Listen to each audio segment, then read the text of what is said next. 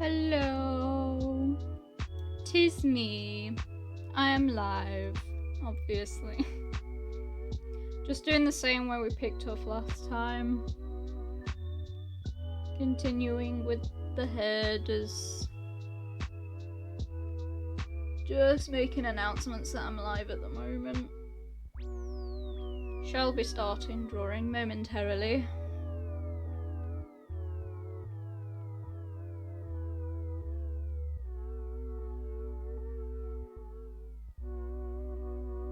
Finally got music working, which is very nice.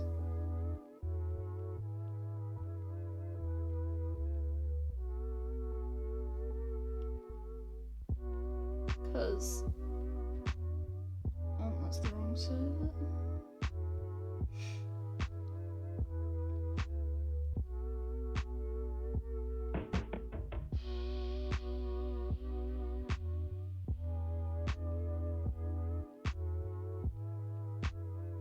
Awkward pauses aren't gonna be as awkward this time, which is very nice.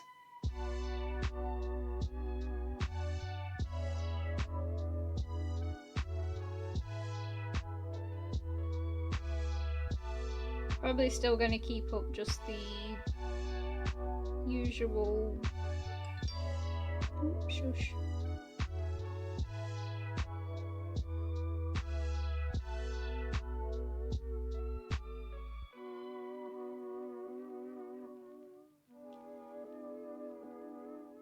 Okie dokie, got the message out there. Let's start. I left off recently with the palette being better. Also, please tell me if you can hear me. My mic's not exactly the best, but it is what it is. Okay, we've already got that. Cool. I get to get on with the shading. I'm probably not gonna be as chatty, I guess, as I was before, just because I'm kind of tired because I've been working a lot today. I ended up... I said last time in the previous stream how I'm making a realistic oil painting of myself. It's for college. Recently sketched that up onto a canvas. Well, thank you for the follow. Very nice. So I was sketching that up on the canvases, so it was nice to make a bit of progress with it. But I don't think I'll be able to get painting with that until probably... hello! Welcome to the stream. But yeah, I don't think I'll be able to start painting until next week, which is going to be interesting because I don't do realism, and I especially don't do paint. I'm kind of more... well, I'm more illustrative. By the way, if the stream is laggy, that's just because I'm relying on Wi-Fi. Sorting an Ethernet cable eventually, but you'll just have to put up with a bit of a laggy stream at the moment. Hope that's okay. But if you missed my last stream, basically I'm... that don't look right. That's better. I'm painting myself as like a king. I wasn't able to go on like full Prince of Error mode just because I asked and they were like, no, you can't be creative with art use. Like that's like the one thing that I thought I got, like I thought I'd be able to be creative in an art course. No, you're not allowed any creativity, which I think is just a bit silly in my opinion. Cause I like drawing myself as Error. I think he's cool. Little green goblin man, you know. Turns out that teacher was using me as an example as what not to ask for. Like, gee, thanks, sorry for having a great creative mind. I'm joking, but it bothered me a bit, but I'm not. I know I'm weird, I'm used to it, so. Exactly, that's what I was kind of bothered about, because it was like... the most creative thing out of the whole group is seeing a bunch of like normal portraits and then boom, there's me, a green goblin. That would have been so cool. But I wasn't allowed to do it. I even asked to paint myself as a clown because I make fun of myself like that. Wasn't even allowed to do that. So I have to do boring me face. But I just managed to squeeze in enough of like creativity where I'm painting myself as like a kingly figure, which would be really cool if I can pull off the painting. Fingers crossed I can. I need a reference for this. I can't get the lighting right, my good lord. Oh, I deleted my reference picture. Why would I do that? I'm such a dumbass. Please say I didn't delete it off of... And I deleted it off... Wait. Okay. Forgot to speak and all, great. I'll just try that again.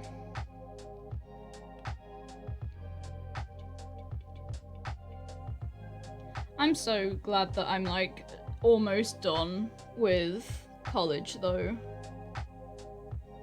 It was good at the beginning, but like...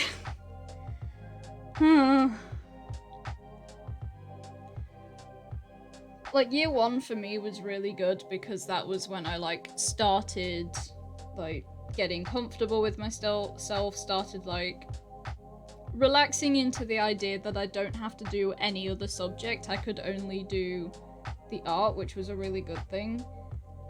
But this year, I mean, I did like have a falling out with friends, so that might have led to me not enjoying it as much because it kind of soured the experience a bit. But I don't know what it is about this year, but they just suck all of the fun out of art. It might have also been the,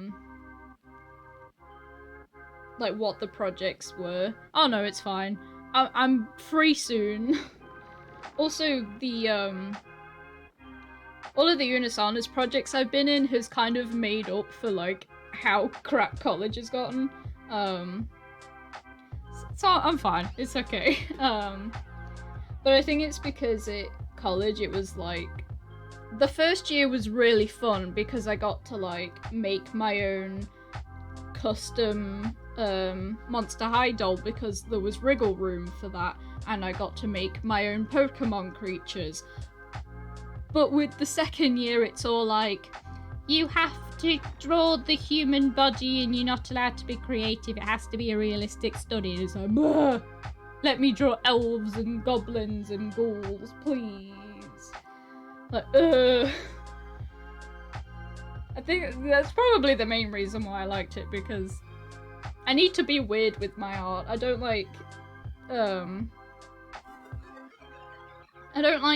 the meaningful art. Not that my art isn't meaningful, but I don't like the poetic stuff. I just like stuff to look cool.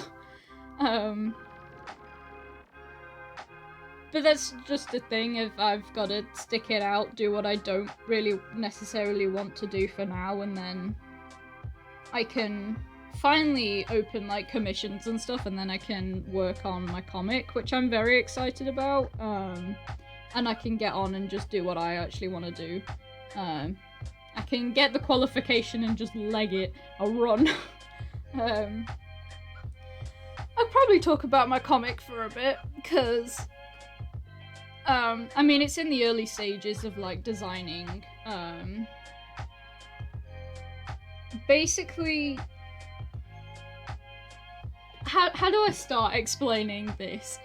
I'll just start with explaining the main character, because that's kind of the thing that I've developed a bit more. I'm starting with the characters and not the story, which might not be the right way, but it's the way I'm doing it. The main character is called Merlin, and he is part moth, part human. I call him the species Mothman, but I don't know how that would go, since like Mothman is the name of the cryptid, so it might be a bit weird to name that a whole entire species, so I might have to like revise that. But think of like Hiccup from How to Train Your Dragon. He has those sort of vibes. He's like when I was in secondary school, I did like a woodworking course, and he's kind of inspired by what I did there. So he's kind of like into the technical stuff, making like fun little inventions. Still inspired by the whole Hiccup thing, but with my comic it's more magic infused, so shush phone. So there'll be like, I need an example now. He can make like technical wands and stuff, and like potion bottles that like have funky things to them. I don't know, it's still in like early work, so I have to like figure everything out.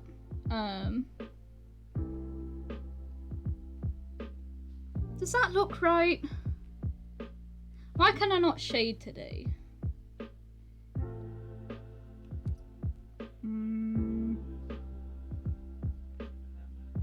That's why I'm really mad that I deleted my reference now.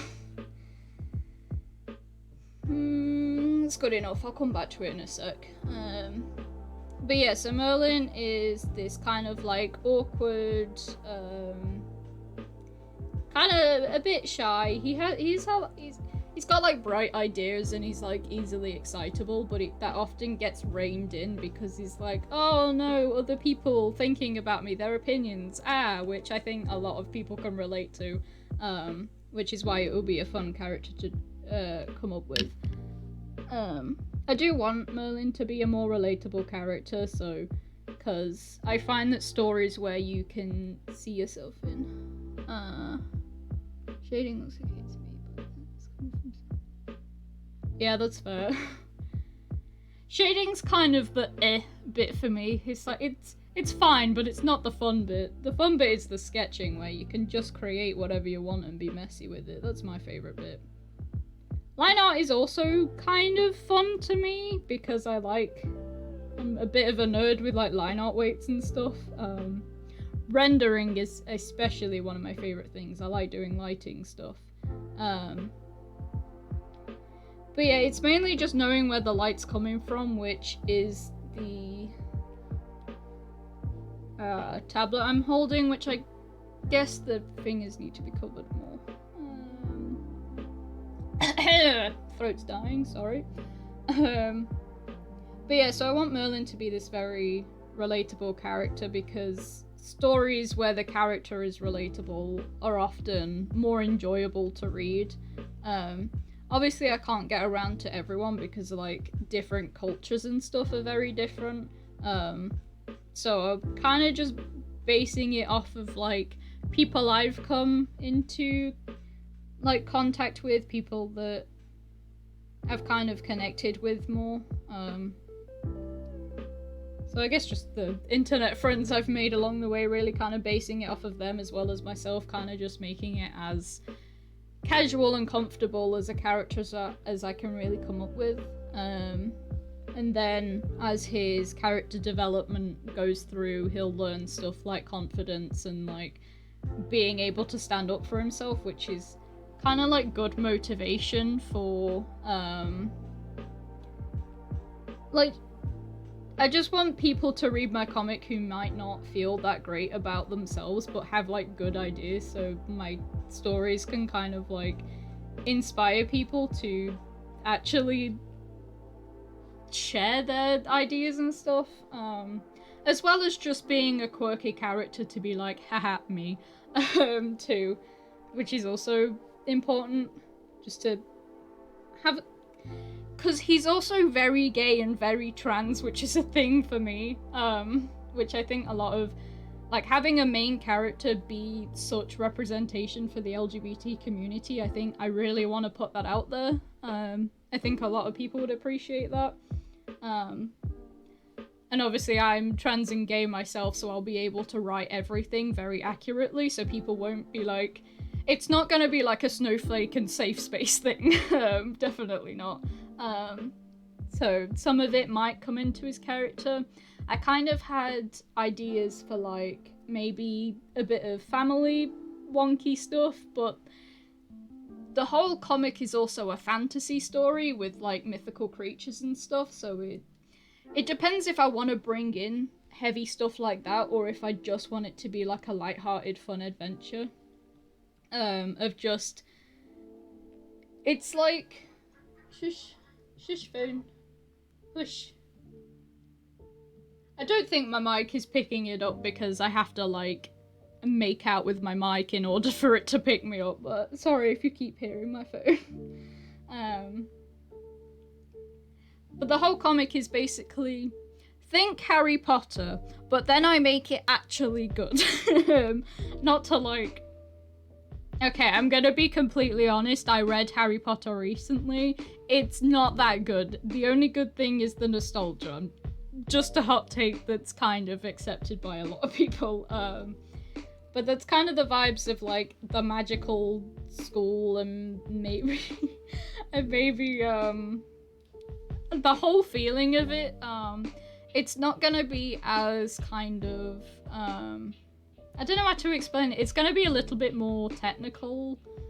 Is that modern, I guess? It's kind of like Dungeons and Dragons, mythology, and our own kind of feel of culture and stuff. I had an idea that, like, for electricity, it would be magic instead. So, like, instead of, like, having, like, my brain's dying. Instead of having, like, brain, please, can we finish the sentence? Instead of having, like, how we deal with, like, electricity bills and, like, gas bills and stuff, people would just have fire magic and electricity magic, and maybe there'd be, like, kind of the same, like, plumber and wiring system, but there's, like, instead of having, like, your plumbers and your electricians, you instead call up, like, a certain company of, like, wizards and mages. So it's kind of... If you think of, Disney's Onward, kind of like that, but less fantasy creatures, more mythology. I'm also cryptids. That's also something I want to introduce just because it has the same feel. Because a lot of cryptids do overlap with the mythology thing of, like, say, take fairies for instance, you can, like, oh, they're a mythology thing because they're in, like, a lot of, like, Celtic and Welsh stories and stuff. But you could also technically see them as a cryptid because it's, like, they've not been proven to exist, but there's, like, kind of evidence if you squint, maybe. So that's... it's also looking at different cultures of mythology. Merlin's best friend... I forgot her name like an idiot. I think it means goat in African, I believe. Yeah, basically. Kind of like,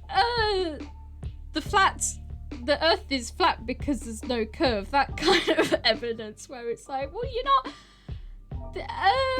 well, no, because that's completely wrong. I guess cryptids is more like, well, there was, like, a footprint that didn't look exactly human, so that's basically meaning that Mothman is real, duh. Kind of like that, yeah. And then looking at different cultures, Merlin's best friend is... Okay, the name is really long and I've forgotten all of the letters and how to pronounce it, but it's basically a crocodile mixed with a goat, and it's like a lightning dragon. The mythology is said that these creatures, like, ride down strikes of lightning, which I think is incredible. So that's what Merlin's best friend is.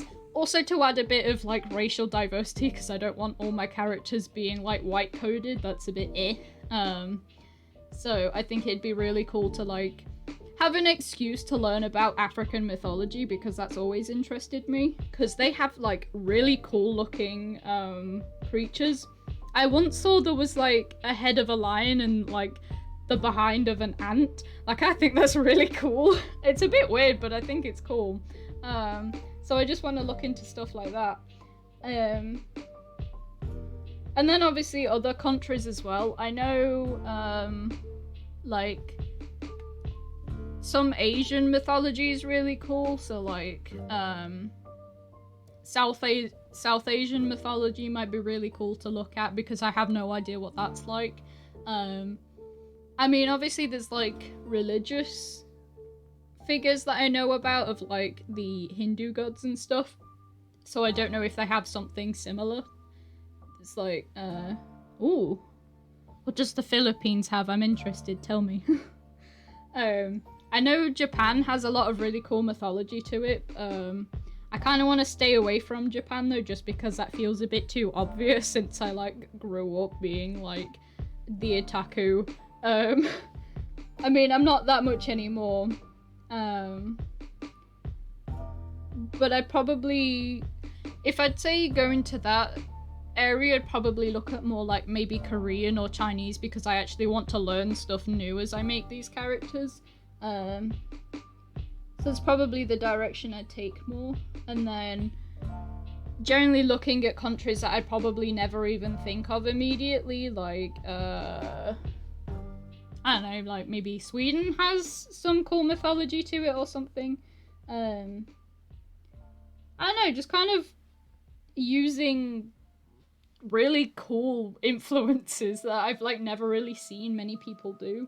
Because every single time that I've seen people do like fantasy stories, it's always taken like the orcs and elves and like dragons, which is like, yeah, they're really cool. I love fantasy stuff like that.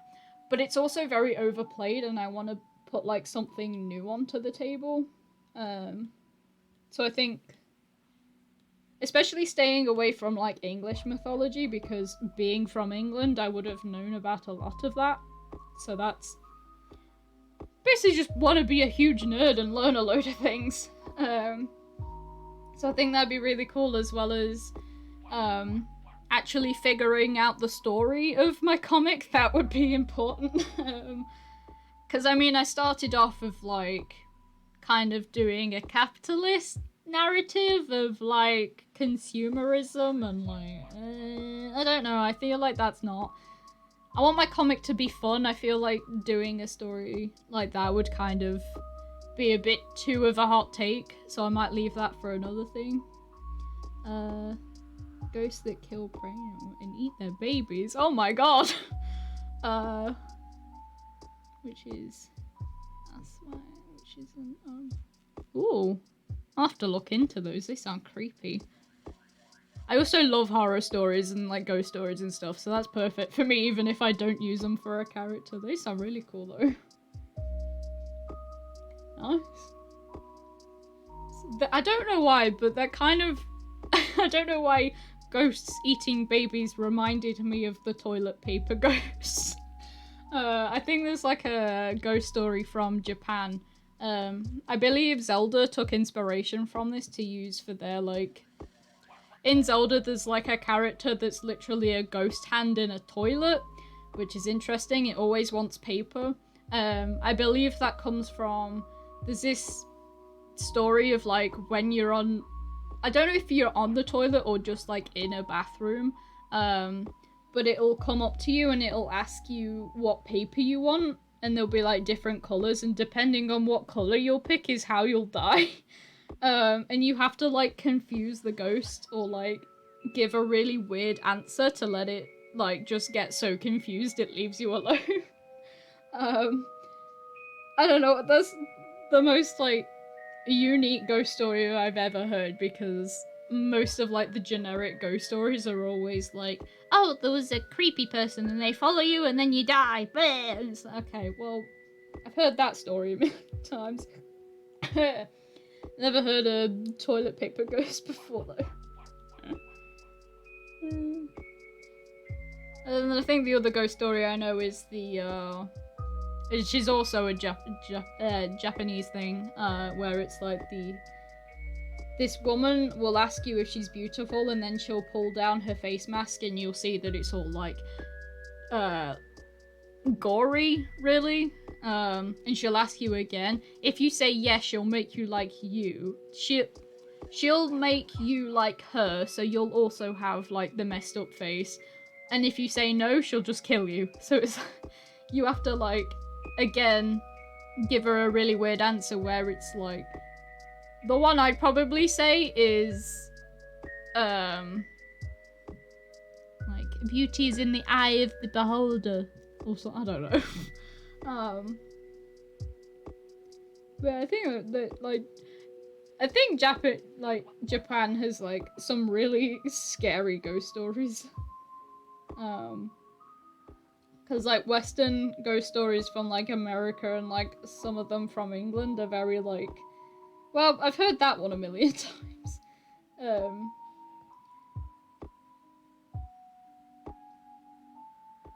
Oh, nice. I mean, they're kind of the common ones. I believe I heard of those from YouTube. I believe just looking at stuff. Like I know the hand one because I was watching a Zelda video. I can't remember where I heard the face one. I think it might have been a Lavender Town video where she was like turning ghost stories into cute girls because she turns everything into cute girls. But yeah, I need to look into more ghost stories because I think they're fun. Only other ghost stories I've really heard are like ones from games that kind of take real ones and then run with them. Like actual stories from cultures and stuff, and then they kind of like use them to inspire the narrative and probably push them more. The shading on this hand is not doing well for me.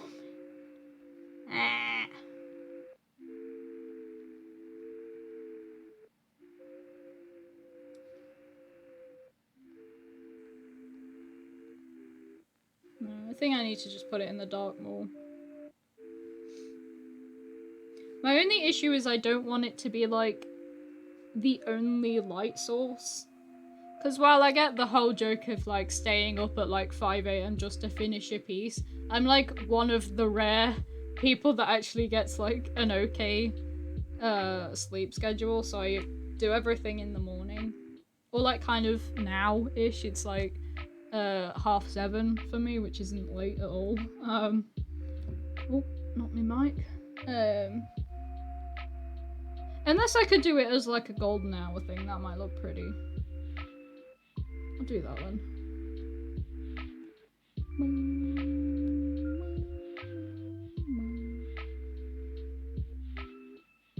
Oh, that's the wrong thing.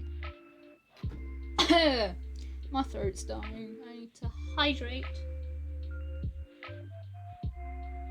Drink your water, kids. Push phone. I need to put my phone on silent because it keeps yelling at me. I'm still proud of myself from today. I came up with the best reason to like drink water. It's like you can do popcat noises so much better when you have softer lips from like drinking enough water. So like if you want to do popcat better, drink a load of water and you'll get better at it. Best reason to hydrate yet. That's not light enough.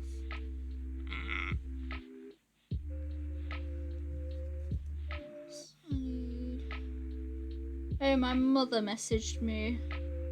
She shall not be home until after 8. I'll be home alone. Popcat, you know the thingy my bob. I don't know if you could hear that. My mic's not very good at picking me up. Hang on.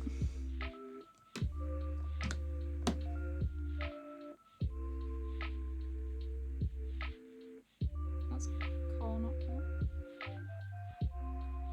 That thing. It was a good job I hadn't recently googled anything weird when I put that up. To be fair, the weirdest things I look at on Google are all for, like, references where it's, like, weirdly specific stuff of, like, middle-aged man sat with his back turned towards the camera. I don't know why that was the first thing that popped in my head, but I usually Googled sitting poses. I mean, I've gotten into the habit of making my own references now, because I've been watching... What's his name? I forgot his name. Wow, great. He like worked for DreamWorks. He like talks into a camera, he talks into a mic that's like on a thing, which I believe is a plastic sword, I think. He bullies you into being a better artist, basically. But he was kind of saying how you should like make videos and take screenshots from those videos and then use those as references, because if you pose for your references, they come off to, like, you can tell that they're being posed for, so it doesn't look as natural. But then if you make a video and you're doing this motion, you can immediately see where like the gravity is and stuff. Yeah, honestly, my search history is really weird. Some people might think I'm taking something weird. I mean, it's not too embarrassing. I don't think I look up anything embarrassing that I'd like, oh no, don't look at my search history, no, because I go on incognito mode most of the time because I don't like having to clear my search history a lot. Just because I kind of like organization stuff, so I like to keep those things clean. So if like I actually do need to visit a website again, I won't have to be like scrolling for hours.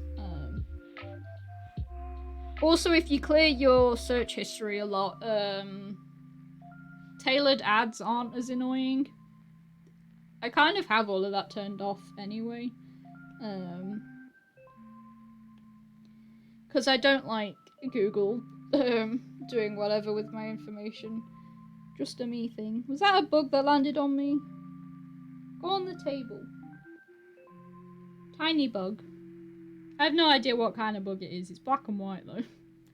Funky swirly pattern. What was I on about? I know I was on about like search. I was on about like search. Oh right, yeah, poses, right. If you always take like Unisonus bug, yes. Actually, it kind of is like that sort of pattern. It's not a spiral, but it is kind of like wobbly white lines on it. Unisonus bug. So yeah, with references, you want to be taking videos instead of photos so they don't look stiff. And then you kind of get like the proper balance and like motion looks more cleaner. I mean, the dude I was watching was an animator. So he's kind of looking at motion a lot more. Ow, ow. My earphones are screaming at me. Ah, stop. Go to a different song, I don't like that one. Okay, that's better.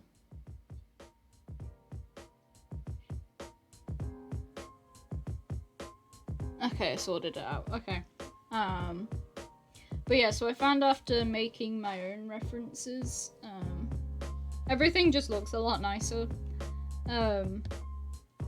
Also, I can make the weirdly specific poses that I need for myself because a lot of the time Google doesn't have what I'm after, so it's nice to just... Also, that kind of gets rid of any, like, worries of, like, copyright and stuff, because it's like, oh, well, it's a photo of me that's not copyrighted, so I'm not going to get in trouble or anything for using it. I mean, especially with me, because sometimes I do end up tracing a bit if the art piece doesn't need that much attention. So if it's like Say if it's just like, imagine a piece of like, eating food outside and there's like a shelf in the background and there's items on it. I will probably just trace a load of items just to get it over and quickly with, because I don't need to spend my time on those items in the background because they're not important. So if I'm like taking, or if there's like people sat in the background that are like far off in the distance, that's probably when I'll just like trace something. So if it's a picture of me, you don't really get any worries of, oh no, I'm gonna get told off for that. Because you won't, because it's you. And you're in complete control of it.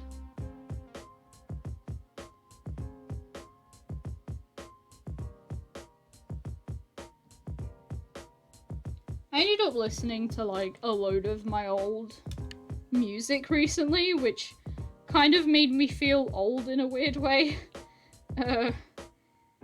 Because, fun fact, I, like most kids that grew up in like the 2010 kind of time, had the like air quote emo phase that wasn't actually emo, it was kind of just Panic at the Disco and like 5 Seconds of Summer and stuff. But I was listening to a lot of that kind of music today, which just really took me back to like where I used to be. Like going back all the way to those like first years of like secondary school, it was very bizarre. But also it reminded me of a lot of Warrior Cats AMVs and like Undertale edits and stuff, which was a whole trip in itself. By the way, if you're wondering what I'm doing, faces are broken up into red along the center where the blood flow is, yellow at the top where the forehead is, usually green along like the beard area, but my skin is already green in this, so I'm going for blue. It just adds more color and it looks a bit more realistic kind of. So it's nice just to use that. I also do it on the hands. So the red will be like, I don't know if you've seen that trend on TikTok where it's like people point out like how white to red their hands are, where it's like along the knuckles and the joint things on the hands is where you want color. Blub, blub. And then you'll put yellow in between. I've never binge watched Peppa Pig, but I have seen a load of clips on TikTok explaining how Peppa Pig is the reason our generation turned out the way it did. I don't even know if I watched that much Peppa Pig when I was little. I was more like, I was a huge Fifi and the Flower Pots fan. I remember having like the figurines for it. I had a load of toys for that. I remember having her house, the watering can house. And then kind of growing up, then it was just CBBC shows and then on from there. Yeah, I don't remember a lot of the shows that I actually watched, which is kind of sad, but I also have a really bad memory, so I'm not that shocked.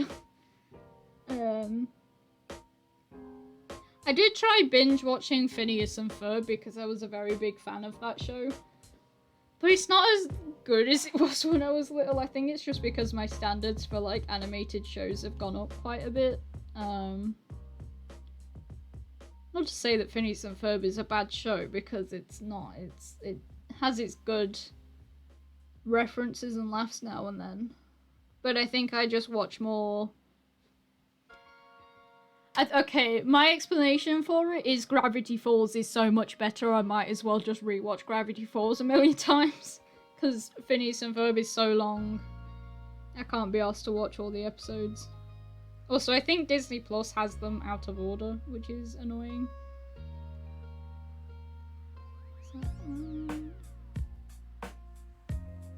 Okay, that's fine. But yeah, now with the strips of the red, you can see, I mean, it's not supposed to be that it's not supposed to be that obvious, but you can see the more yellowy tones like around here, and then the more like it, you can tell it's green towards the blue, and then this is just like a normal green up there. It's just nice color variation, which I think is just a nice little detail, because it makes, because I use flatter shading styles, it helps to just make it detailed without having that much detail to it. Yeah, I like it. I don't know how else to explain it, really. It's just nice. It just makes it look better. Because otherwise it comes across as too flat, which I don't like.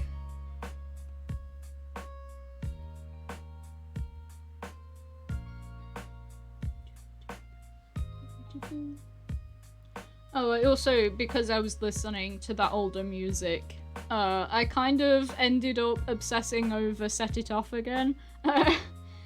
It's just the music's so good, even though it's a bit corny sometimes with how, like, it's very breakup music, like, we're over, but I'm so much better than you, and you want me now. But it's just, like, really good music. I probably listen to a lot of it, like, instrumental stuff. It's just and the vocals are nice anyway, so like the lyrics might not be that genius, but the songs are like really good. Also, My Chemical Romance's Party Poison album, I think that's the name of it. I'm pretty sure it is, but like stuff like na na na na na na na na and what are the other ones? Hang on. I'm so bad with remembering names. It's like lyrics and names. Yeah. This Party Poison is a good song. Bulletproof Heart is another good song. What else? And Planetary Go. I think Planetary Go and Na Na Na might be my favourite songs from that album. I hope I'm like giving people like huge flashbacks to their emo phases. Also, Reflector, which is the thing I use to capture my iPad screen, might cut out a bit. Just like scream at me if that happens. Because I always get like too focused into what I'm doing that I don't notice it until late. Also, my feedback is extremely lagged behind because of my like crappy internet. Which is, again, I really need that Ethernet cable. I mean, I'll probably look into it. Maybe not next week because I'm going to be busy with that oil painting. But soon. I want to give myself at least a month to get that sorted, because obviously I've got college and stuff to do. But hopefully it's good. Also, I'm planning on going for... I mean, I'm trying to stream for a bit longer at the moment. So if you didn't know, with Twitch, one of the, like, they give you achievements to go through. So like one of them is have 5 viewers at a time. How many have I got? Oh, I've got 3. Awesome. If I get 2 more, I'll hit that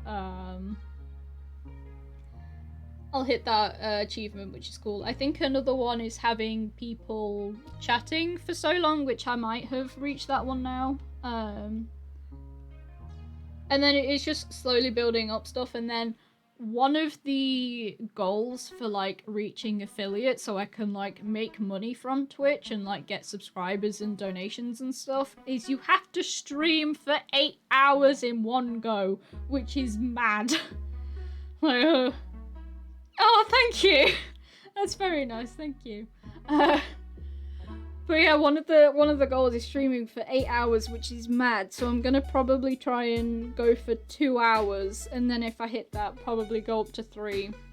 And that can be my goal until I can work towards being able to stream for 8 hours.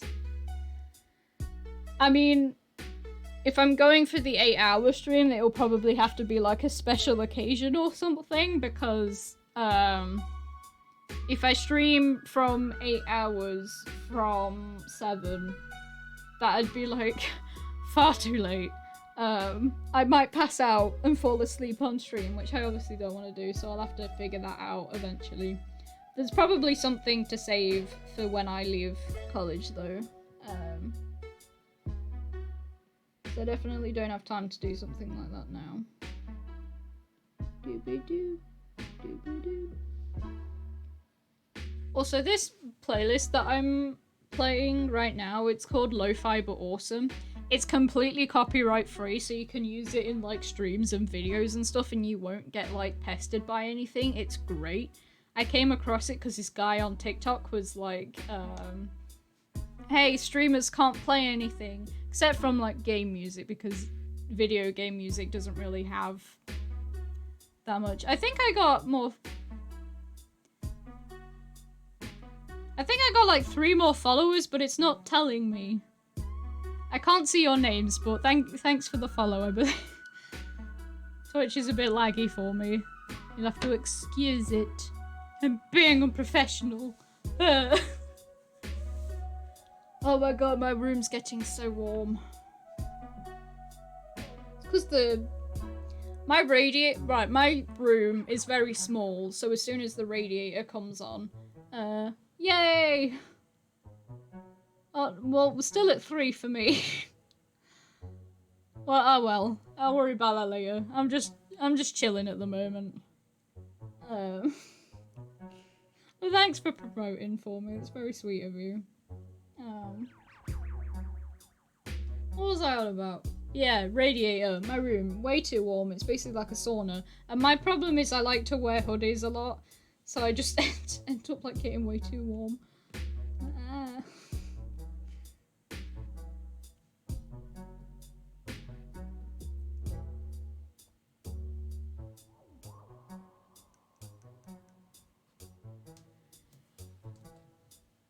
Oh, my phone keeps blowing up. I'm just that famous. Everyone wants to talk to me. No, it's more just like Twitter notifications, like this person's live and this person's live and blah, blah, blah. So I can't watch them now.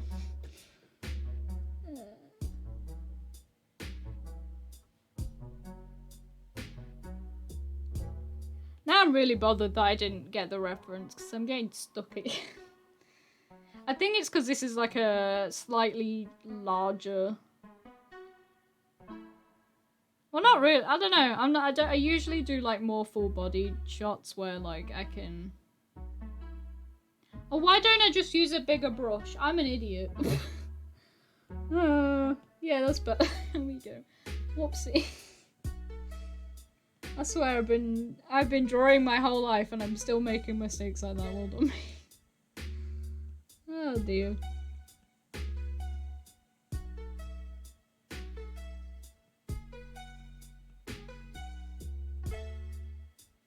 My only concern with like making all of these headers is that I'm probably gonna change my mind. Oh, have I? Oh, I see 4 viewers at the moment. I don't know if the 5 might be me viewing myself, but I'm on the stream manager, so I don't think so. I don't know, I'll have to... It might just be lagged for me. I'll try refreshing. Have we hit thy goal? Have we? Hello? Oh no, it's still a 4. I don't know. Ah well. Well, we're at 4, which is more than I usually have. I think last time I got up to... I think I had like 2 consistent viewers and I reached 3 as a maximum. So, it's already improvement, so I'm not mad.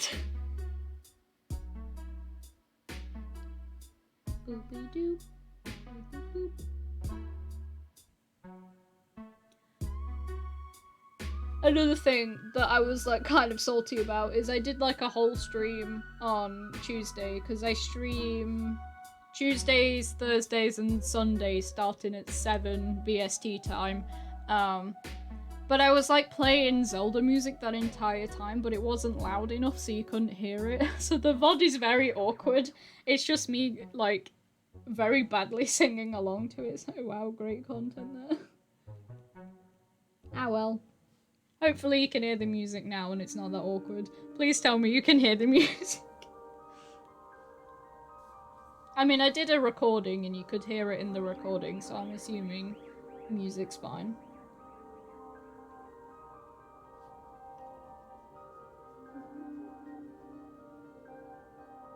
Oh hey, I got another follower, thank you. Yeah, you can hear the music, okay, good. Cool, cool, cool. I am 1 follower away from 10 followers. Are we at 5? Please? We're at 5! Hell yeah! I'm excited now. Oh, that's awesome, thank you. Thank you everyone for tuning in. Feel free to say hi in the chat and stuff. Vibe. But yeah, I'm still thinking about like that 8-hour stream and wondering how I'm gonna do that. I feel like that 8-hour stream should probably be...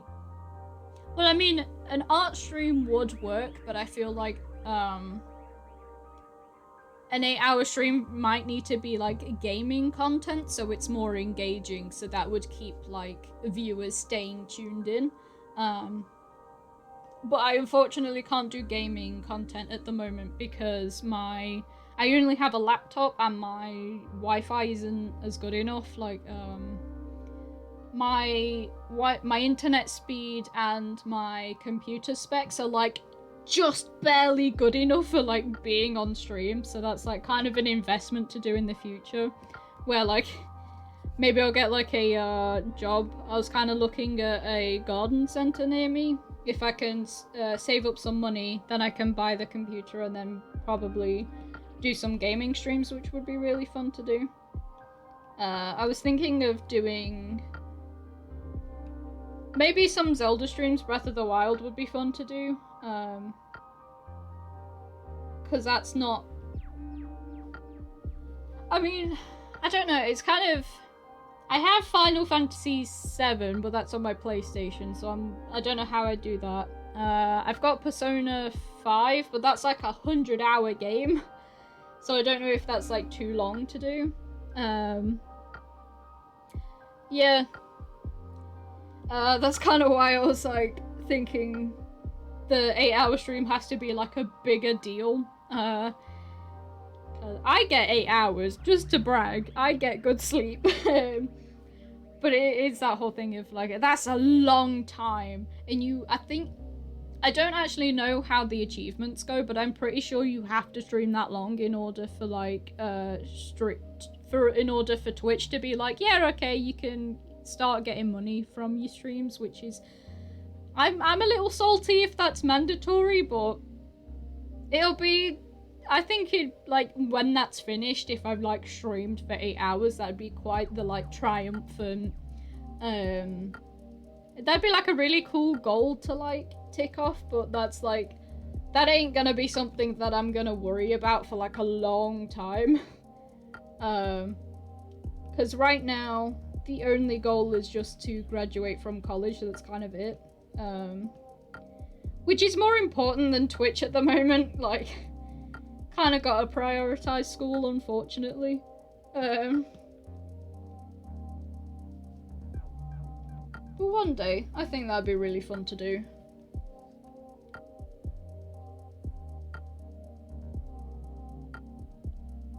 New Year's, but not New Year's. I don't know what you mean. Oh, I need the overlay. Oopsie. Do you even see that on the overlay? That's better.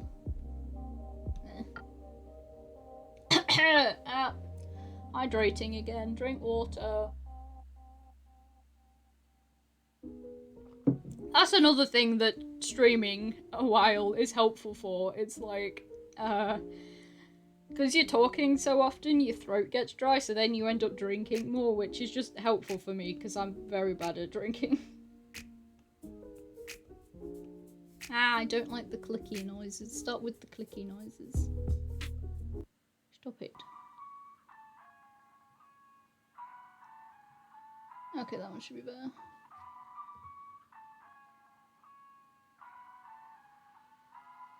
Oh, okay. Fair enough.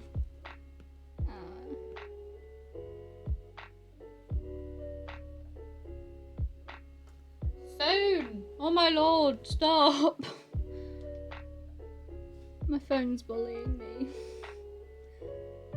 Oh, I just thought after this, after I've done these headers, I need to correct the palettes from the other headers.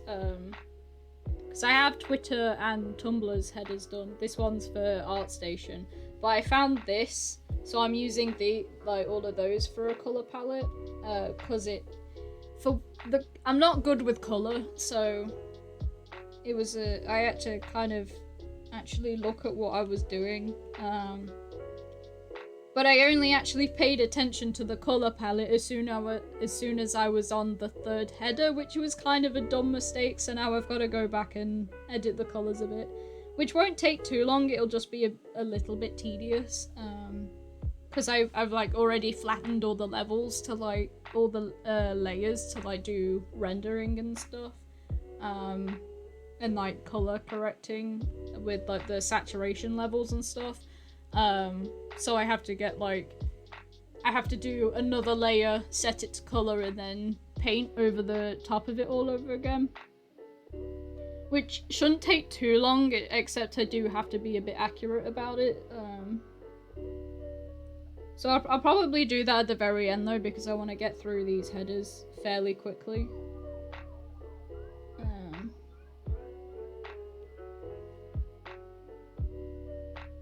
Is that accurate? That's better. But yeah, that's me being a dumbass and not actually thinking about Eris design before I actually end up drawing it a bunch. Because this outfit is a redesign. Because I cut my hair short because it used to be long. So I thought, well, I'm changing the hair, I might as well put a better outfit on him. Which I like the design of it, it's just the colour I didn't do because I planned his outfit on like fine liner and I didn't colour it. So I was kind of working all of that out last minute, which is a dumb idea on my part, but it's it's like my content, so I'm not that bothered about it. Also, we're almost at the hour mark, that's really cool. Gotta go on for another hour after that.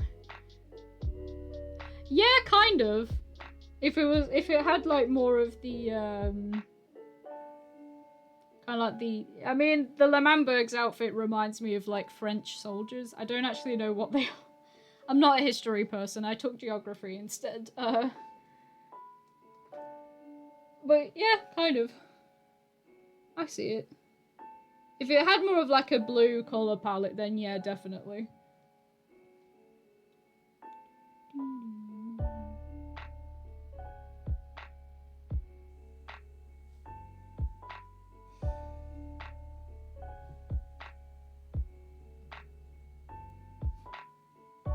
Finally ended up starting The Office.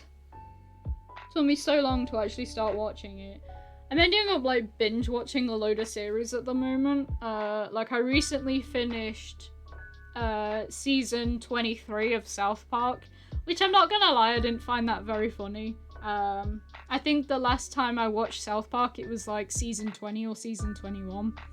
I'm not like a big South Park fan, I just kind of tune into the odd season when I'm bored. I think I started watching it again because I've been watching Tubbo and Ranboo and they talk about it sometimes. Ow. Water. But yeah, I didn't find that season that funny, oops. So I ended up starting The Office because that's another thing that they were watching. So far it's kind of funny. I like the kind of Hey, we just hit the hour mark. Cool. But yeah, so far I think it's cool. I like the humor where it's kind of the, I know The Office came first, so Brandon probably took inspiration from it, but I grew up with Brandon Rogers, and his, especially like theatre class, that was very Office vibes, so I kind of already am used to that kind of humor, so I think I'll enjoy it. I'm only on like episode 2 though. I don't even know if I finished episode 2, so I can't really give that much of an opinion on it just yet. So I have a rule. I have to get up to at least episode 4 before I decide if I don't want to watch something. Like, give a show the chance. I was like with that with Dota. That was like the new show that Studio Mer was doing. And I've like seen a lot of shows from Studio Mer, like Korra and Lego Elves, which was surprisingly good. And obviously Voltron, but we don't talk about Voltron. And then they brought out Dota, which I thought, oh well, they're doing an adult show. This should be really interesting. It wasn't. It was kind of crazy. I don't know. It felt like it should have been targeted at younger teenagers, but it was like trying to be Castlevania but not really like hitting the mark on the dry sarcastic humor. Like it still had that it still had too much of like Voltron's narrative style. A lot of it reminded me of like the Altean plotlines and stuff, but it was like trying to be adult, but I don't know. It didn't land very well. Also, it wasn't that interesting to me. The main character's kind of like, I don't know. I don't really have much to say on it because the content didn't really give much to me. So that was a bit disappointing. Like, because I wanted to enjoy it because I've been on a bit of like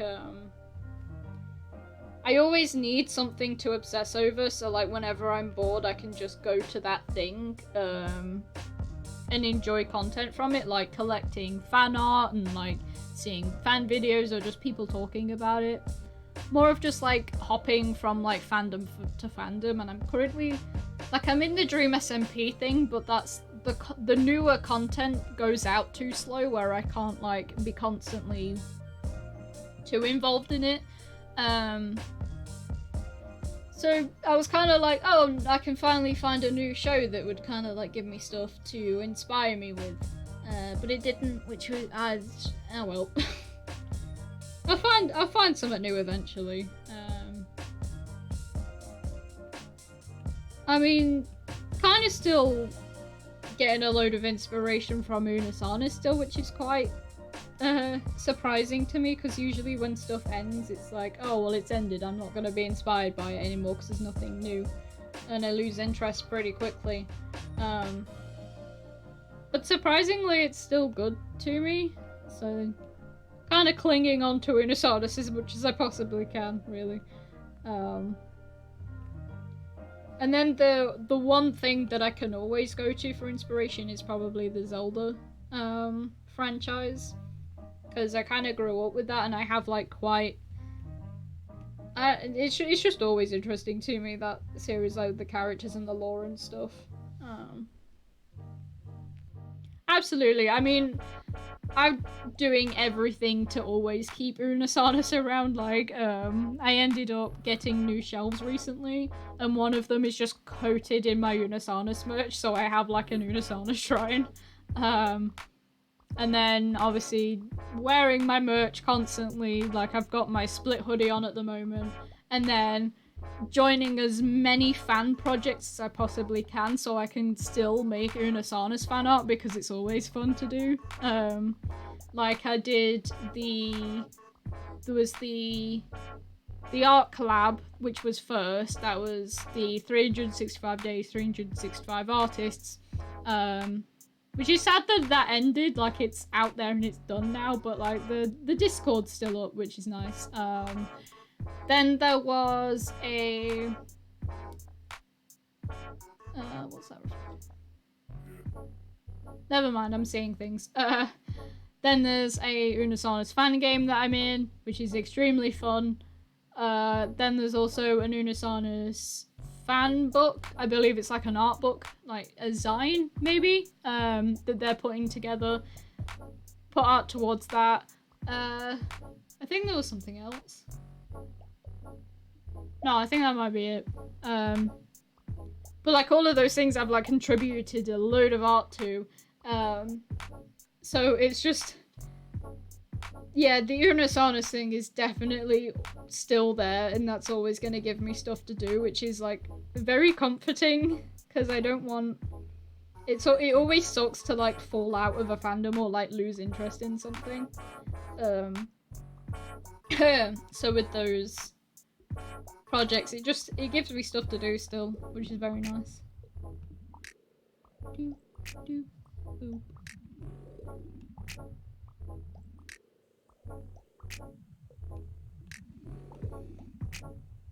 I'm not gonna lie, I'm kind of dreading next week.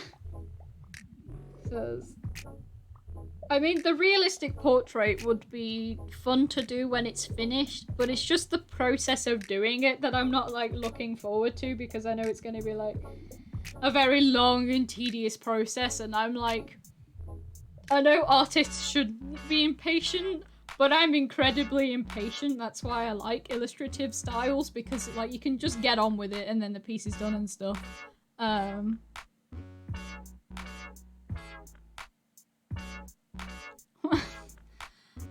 But yeah,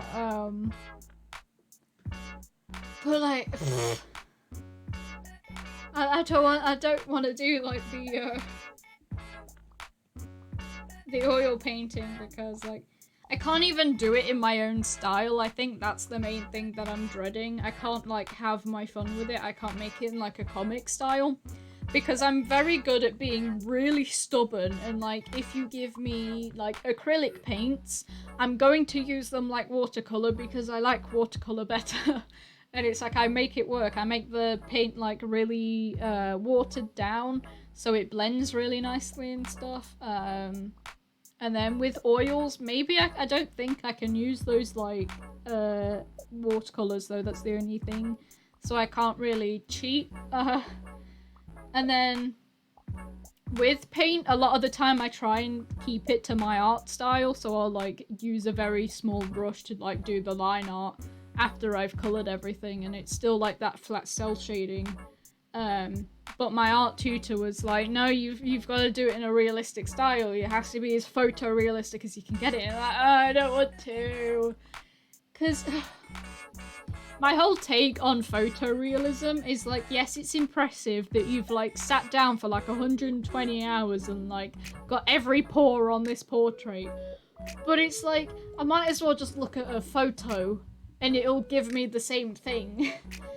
And I think that's why I like more illustrative and like cartoony styles, because there's more room for creativity. There's more like, oh, you've like, this artist has changed the shape language, so it's really like, they've made them really thin and like creepy and distorted, so it like gives a horror factor, and then that's scary and creepy. Or this artist has made them all like bubbly and cutesy, so it's like a very relaxing, nice, cute looking thing.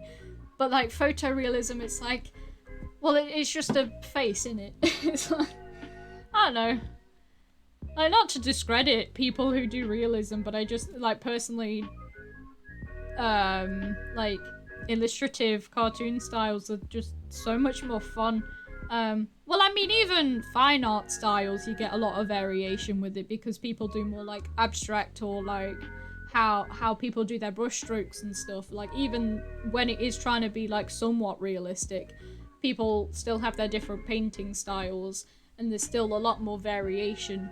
And it's interesting, and you can like be unique, and you can find yourself in the crowd, and you can like set yourself apart, so you're like, it's like your own art. But then photorealism is just, it's just a photo, but technically you spent ages, I don't know, I feel like for how much effort that's put into it and how long it takes, the reward isn't that great. Like, I think for people who aren't like me, who don't like, are constantly looking at different art styles and stuff, you could probably be more surprised by it because it's something new.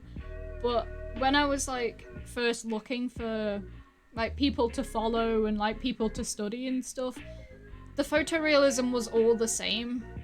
And it was kind of, well, I'm not impressed anymore because it's the same thing over and over again. So it's more like, I say the only photorealism that I've ever really liked is when it's used for surrealism, where it's like, you take... I mean, that's more with like collage stuff, so you could probably just do that with editing, but it's like you can use it for horror art where you make it like so realistic it's like disturbing that the monster looks so real. I think that's the only... Or like fantasy stuff that looks real, maybe. But like, if you're just copying a picture, I don't know, I think like the biggest value in art is the creativity side of it all. Because it's the whole point of art is to like make something, you know? Like you wanna make, so you don't wanna just like replicate something, like you have to... You know what I'm saying. I've kind of like made my point now. I'm kind of just ranting at this point. But I think that's why this portrait's kind of bothering me, because she's pushing us to go towards that realism side where it's like, well, you're sucking all the fun out of it then. Because I want to do comic book styles and stuff. Yeah, it is. I mean, to be fancy, art is like a reflection of something, whether that be a reflection of how you see yourself, a reflection of your ideals, a reflection, like, art's always gonna take something and reinvent it and like represent it. Like a lot of my art, it's for escapism. It represents my fantasies and where I want to be in like the most different places that are completely new. That's kind of what I go for, and then other artists might want to go, well, I want to represent mental health, so I want to like make pieces that are like, oh, this is how like brains work and it can be more emotional. So that's, I don't know, that's like why I'm so like worked up about college art, because they tell you that you can like make whatever you want, but when like technically you can make what you want, but really you can't. Because like I had to like, at the moment my project is being human, so you have to make a take on what it means to be human. And for me, I struggled with it because it's like, oh no, that's not my art style, that's not what I do, that's like really poetic stuff. I mean, eventually I came up with an idea to like do the escapism stuff again. I was doing like, what it means to be a human compared to fantasy races and stuff. Well, it means like you want to make art that resembles the human experience. I don't know, it's a very wishy-washy piece that I just have no interest in. So it was very... Like, a lot of my friends from college have a similar art style to me, where they go for escapism and they go for that kind of fantasy, kind of anime, cartoon, comic kind of style. So they were also struggling with it because it's like, well, this is more... I don't know, this is more like... Okay, this is gonna sound really mean, but it sounds the most accurate way I can put it. It sounds like old people art. It's like it's just the poetic nonsense that like a lot of us now don't really like. The only time I've really seen poetic art is when it's like fan art, so they like make it emotional because of like a scene that happened, but that's still the escapism thing because it's fan art. It's like obviously not real life and stuff. But that's like the whole problem that I have with colleges, because they think it's like they think all art is the same and it has the same job of like just I don't know how to explain it. It's like they want us all to be poetic artists, basically. Yeah, basically, like, the Renaissance paintings are still... like, I mean, I can't explain anything, my brain's dying. I'd say the Renaissance paintings was more for, like, fun, really. It was fun art. It was like, oh, this is a trend. It's like a really... it's funny to, like, take this comedic video and, like, take it a bit more seriously for, like, not, like, joke art, but it was just fun to do. Because it, like, even though people made it look like they had, like, deep meanings of, like, death and stuff, it would, but that's, like, the whole thing with Unisarnis is, like, it comes across as, like, very, like, poetic, but then you get down to the actual content and it's very funny and stuff, so I think that's what the Renaissance paintings did. It kind of looked that way, but the way I took it was, oh, these people are just having fun. But college art, there is no fun. I think, yeah, the way I went into college was like, oh, I'm just gonna be giving, like, a prompt and then I could go off and do my own thing. Kind of like what the first year was. But then they got us to do stuff that was, like, completely different to what... I think the main problem is, like, we're all bunched in together. So you've got, like, architects in the same class as, like, someone like me who wants to do comic books, which are completely different, but we're all being told to do the exact same thing. Which is weird because we have, like, an illustrator on, like, on camp, like, well, not on camp, like, on college, in college. But I can't specialize in the illustration, which would have been better for me. I still have to put up with, like, all of this, like, poetic nonsense that they want me doing. Which, honestly, kind of, like, to bring an actual conclusion to my rambling would probably be why art school kind of doesn't work. Like, I'm only there for a qualification so that I can get a job, which is kind of probably the same as what most people are doing now. But I really don't think that school can really teach you that much for art. You really have to go out and experiment and learn yourself. Because I was explaining to... I basically got into, like, an altercation, to put it nicely, with, like, people who worked at the college, because with my mental health, I can't go into college. I have to stay home so I can keep myself safe and I can keep myself regulated and stuff. Which, of course, they don't understand because college won't take mental health seriously as they should, which is very frustrating, but that's a rant for another day.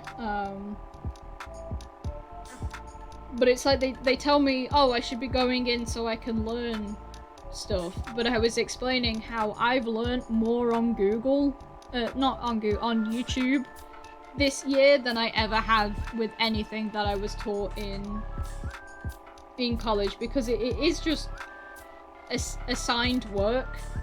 Like, they'll tell you, oh, you have to do this project, and then you'll go off and do it, and that's it. You won't learn anything, you just make a thing. That's it. Which, like, could be fun, but all of the things that they make you do are, like, really hard to make fun.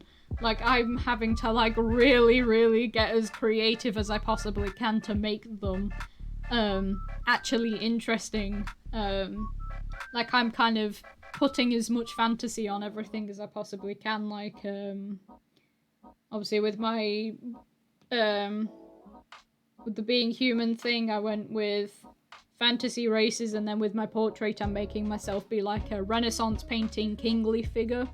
But even then, it's still a bit tiring because I know I have to do all of this written work. That's another thing. With art school, it's more written work and typing up and explaining what you're doing than actually getting on and making paintings and stuff, which is also really infuriating. Which I think, because my art teacher was explaining how you can make, like, really interesting art but that doesn't actually matter. What matters is the written work, which I think is absolutely insane. Like, someone failed a course because they only made art and they didn't write anything about it, which is just kind of puts into perspective of how stupid it all is. And it's like, well, they made art, why did they fail? Just because they didn't write about, like, the feelings and intentions behind it. Because I always lie in my work. I mean, I'm not gonna get told off for it because they can't tell me, they can't know it's lying because it's all just my thought process, but it's like, I can write something like, oh, I decided to go with the fantasy genre to kind of alienate the experience of being found in an alien environment, which no, I just wanted to draw different creatures. That's the reality. But if I talk wishy-washy for a wishy-washy course that wants wishy-washy art, then you get good grades and stuff. Like, it's mad that I get, like, the way that it's graded is you get a pass, a merit, or a distinction, and I can cheat my way into getting a distinction just by lying, so that's another reason with how flawed the art school is. It's just, like, I don't regret going to art school because obviously I need that qualification and stuff, but, like, I've lied my way into getting good grades, so that's, like, it's mad. Like, because it's like, oh, I had, like, talking about the altercation that I had, right, I'm just gonna have a full-on rant because that's giving me stuff to talk about, so I might as well use it. But I'm basically constantly taking days off because, the college environment is so bad on my mental health because no one in the class shuts up, there's no support or anything, so obviously I should stay home. And then the arguments that I've had with the loads of, like, people there, I'm gonna have to, like, be careful and not, like, reveal anything before, like, because I don't want anyone to, like, be hearing this and, like, think my college is awful, because I'm pretty sure it's just, like, a me thing because I'm kind of awkward. I mean, the mental health support really isn't that great, but you can get in trouble for, like, ranting about your school online, so I've got to be careful about this. But, like, as soon as I explained that I didn't learn anything and I'm only at college for the qualification, like, I generally said that because I had enough of them being like, oh, you've got to come in because it's important, you have to learn new things, and I was like, no, I'm not learning anything, I don't need to go in, just let me do the work at home, blah blah blah. They told me, oh, I'm sorry you feel that way. I've never wanted to reach through the screen and slap someone around the face so much, good lord. I always hate that statement of, oh, I'm sorry you feel that way. Like, no. You as my college are failing me as a student and you're making me struggle when there's, like, an easy solution of just letting me stay home and continue as remote. Like we were doing in lockdown. Like, we know it works, we know I can get on at home. But they won't take it as an answer because obviously they're gonna make life harder than it needs to be. But like, oh, I'm sorry you feel that way. Oh, no, stop. Oh my god, my throat's dying, good lord. I've never talked this much.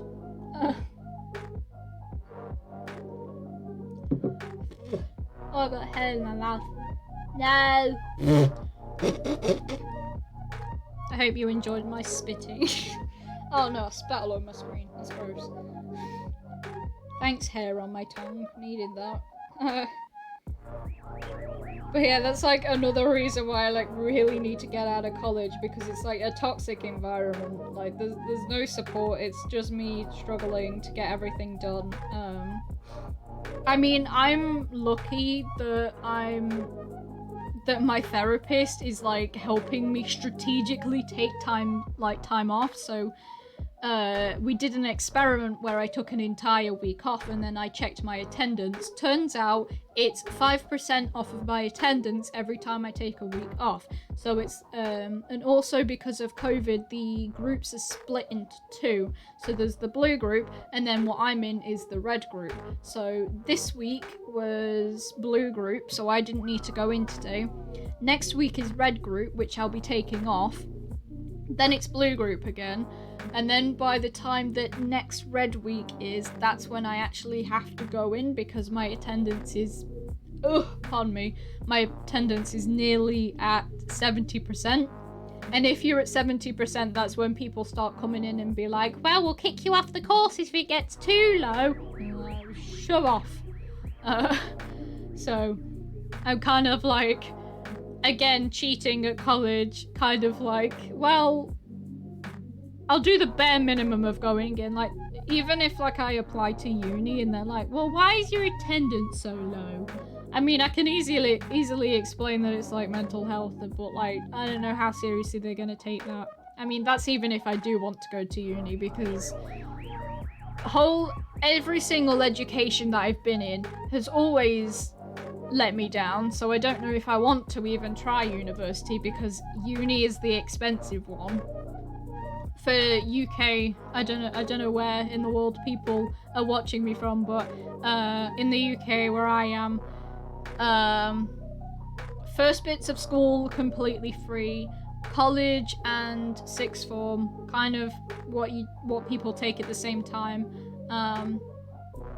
are funded by the government, because that's up until you're 18, and then university is the one that you have to pay for and get a student loan and stuff. So it's kind of like, I really need to think hard if I want to actually go to university and stuff, because it's like quite a big decision. I mean, so far I probably won't. I kind of want to go straight into just setting up like commission business and getting up a print shop and stuff,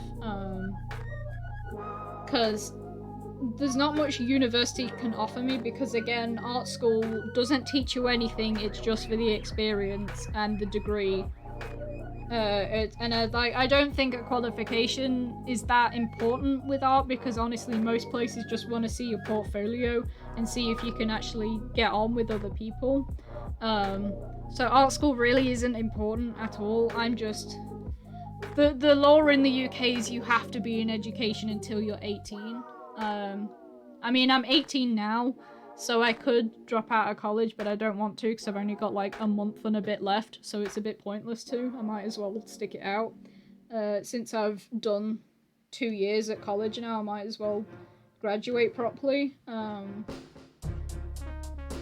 it's that whole thing of just art school, it's just kind of pointless, not gonna lie. Oh, I forgot to do the colour. I mean, I ended up doing a commission today.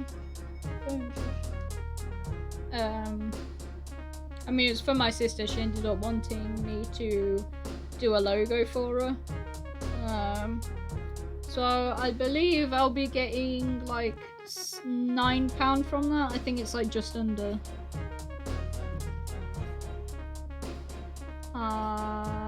Yeah, I'll be getting £9 from that, so that's cool. Because it was a simple logo, there wasn't that much to it, so I'm not really expecting that much money from it. But I think it's cool. I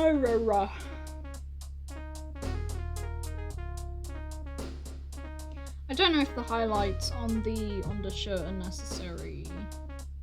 I think I'll leave them off.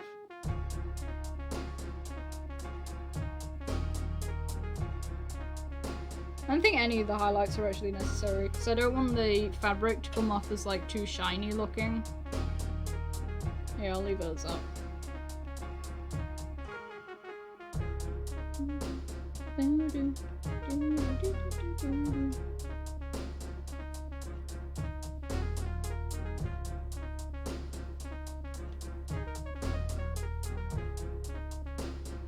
I kind of want to know how many more of these headers I've got to do. I'm just going to count them quickly. Oh yeah, 4 left. Okay, cool. And then obviously changing the colours on the ones I've already done. I really need to get in the habit of actually planning out my my designs before I go through and actually make all of these, because that was just a bad idea.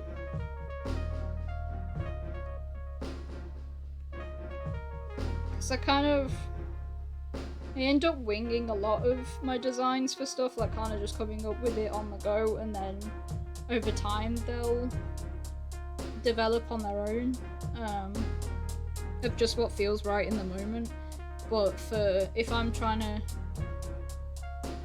get a bit more serious with character design stuff, I should probably like actually properly design stuff. You know, like actually put effort into my work. That might be helpful.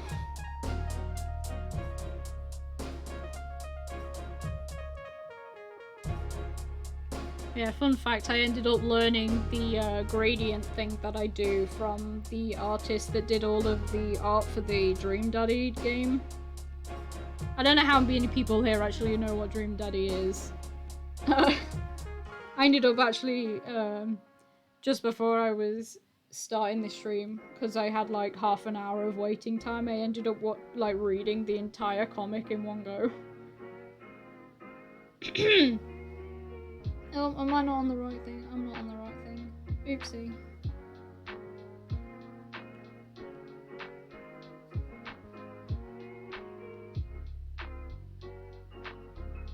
I think those gradients help just because again of what I was on about with like the different colours. Okay, so you've never heard of Dream Daddy, right? The name is extremely misleading. Dream Daddy is actually like a very wholesome game. So you play as this dad, and you're moving into this new place with your daughter, and it's a whole suburb full of other dads, and you get to pick a route and date one of the dads. It's great. So it's nothing weird. The name's ironic, I believe. But it's like one of the few games that actually has decent LGBT representation in it that like isn't weird or anything. Yeah. It's the one where Mark got a giant crush on Craig. But yeah, the game's pretty old now. Which is kind of sad. I kind of miss the whole hype for it because the fandom's kind of died down a lot. But I really miss, I really want like Craig, but I want more content. I want more games like that is just like slice of life, very wholesome, but like big on the LGBT representation. Because there's like no games where you can actually have a gay relationship where it's not like yaoi, because that's kind of all I found for like visual novels or like any kind of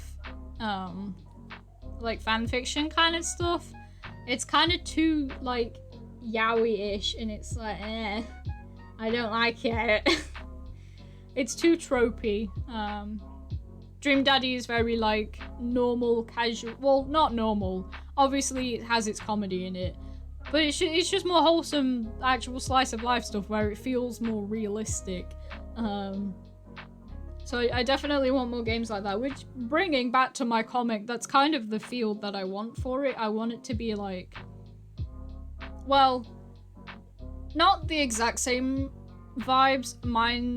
My comic's gonna be quite a bit more dramatic, for like plot stuff.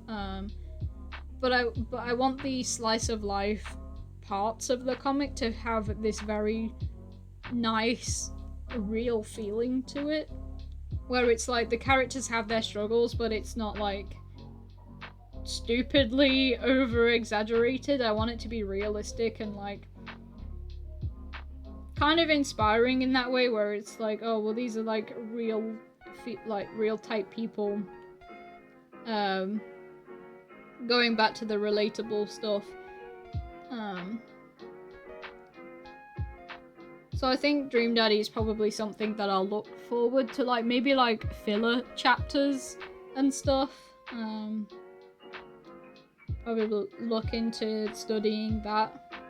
I mean, I need to study writing because I tried writing a Zelda fanfiction recently and it didn't go very well. I need to get back into writing again. I mean, with comics, luckily you don't have to worry about writing because it's all dialogue and some descriptive boxes. But really that's just, oh, this is this place. And that's kind of it. Because I'm fine with, like, designing plot lines. It's just writing them in a book format where it's like you have to describe everything. That's the bit that I struggle on, is like descriptions. But if it's a comic that kind of goes away where I can enjoy my art, as I can enjoy my illustrations and I can enjoy the storyteller that's in me. So I think like comics is a definite thing that I want to go into. I mean, wishful thinking, I do want like streaming to take off and like be very successful.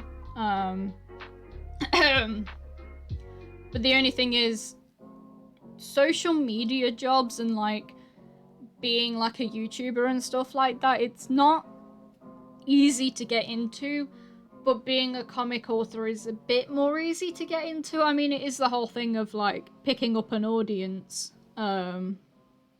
but it's kind of, being a comic author would be the top priority, and then the like making videos and streams would be more of like, well, this is really fun and if it gets popular that would be amazing, but I'm not counting on it to.